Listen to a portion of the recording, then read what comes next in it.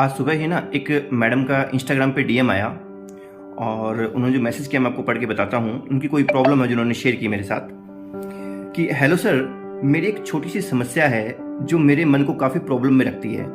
Actually I am an architect married to a doctor living in Banswara Rajasthan with my family. कि जब शादी हुई तो सास ससुर कहते कि तुम्हें बेटी बनाकर रखेंगे, ये वो सब कुछ। अब ससुर तो बहुत शांत है लेकिन सास बात बात पर काफ़ी बार ताने देती है। अपनी मैरिड बेटी को जो अपने ससुराल है उसे हमेशा मुझसे बेटर बताती रहती है। हालांकि बहुत बारी वो अच्छी भी होती है पर उनकी कही गई बातें माइंड में चलती रहती है और अक्सर मूड खराब कर देती है। कैसे निकलूं इस झमेले से? क्या आप कोई इमोशनल गाइडेंस दे सकते हैं क्या? देखिए, इसमें ना कुछ बड़ी बेसिक सी बातें समझनी जरूरी है। एक तो मैं अज्यूम कर रहा हूँ कि आपकी जो सासू माँ है वो एक गृहिणी है। ये अजम्पशन के बेस पे मैं अपना आंसर दे रहा हूँ बिकॉज आपने मेंशन नहीं किया आपके क्वेश्चन के अंदर। देखिए, कुछ साइकोलॉजिकल सिंपल सी बातें हैं।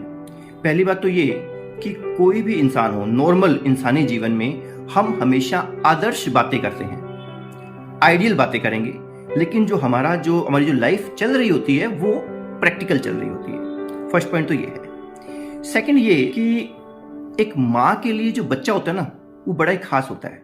माँ बच्चे का रिलेशन बहुत ही सभी रिलेशनशिप में क्या है सबसे ऊपर माना गया है। बिकॉज माँ बच्चे को अपनी कोख से पैदा करती है, फिर उसका लालन पालन करती है, अपने हाथ से उसको बड़ा करती है और बहुत ज़्यादा इमोशनल अटैचमेंट होती है। अब आप कहते हो कि आपकी सास की आपकी जो सास है वो अपनी बेटी की तरफ क्या है ज़्यादा उनका झुकाव रहता है, वो हमेशा रहेगा। आप देखिए कि उन्होंने उसको पैदा किया है, 20-25 साल पाला पोसा है, फिर उसे क्या है दूसरे घर विदा किया है। और वहीं आप कहीं और पैदा हुई है, किसी और की कोख से आपने जन्म लिया है, आपका लालन पालन वही हुआ और फिर अब आपने इस घर में एंट्री मारी है। मतलब जो आपकी सासू माँ है ना तो वो आपके लिए देवकी माता है और ना ही वो यशोदा माता है। ना उन्होंने आपको जन्म दिया, ना उन्होंने आपको पाला। अब इस स्थिति के अंदर आप बताइए कि वो आपकी माँ कैसे बन सकती है? इसलिए कोई भी सासू माँ एक्चुअल माँ हो ही नहीं सकती। वो उन्होंने जब कहा तो वो उन्होंने आदर्श बात बोल दी कि मैं आपको आपकी बेटी की तरह रखूंगी, लेकिन आप उनकी बेटी कभी नहीं बन सकती। अगर कोई भी लड़की किसी की भी ऐसे बेटी बन जाती या बेटा बन जाता तो बताओ फिर माँ का जो इतना जो ऊंचा दर्जा है उस दर्जे क्या होता, वो रिलेशन इतना खास कैसे होता? तो इसलिए पहली बात तो ये दिमाग से निकाल दीजिए कि कोई भी सासू माँ किसी भी लड़की को अपनी एक्चुअल बेटी जैसा मान सकती है या एक्चुअल बेटी जैसा किसी लड़के को मान सकती है। कोई भी कुछ भी ऐसा नहीं कर सकता।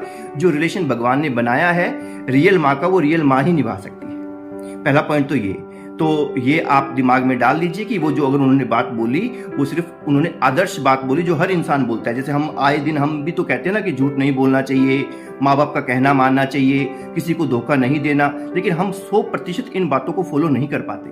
लेकिन हम ये अपने जीवन में फॉलो करना चाहते हैं, हमारे बच्चों को फॉलो करवाना चाहते हैं, बट प्रैक्टिकली 100% पॉसिबल नहीं हो पाता।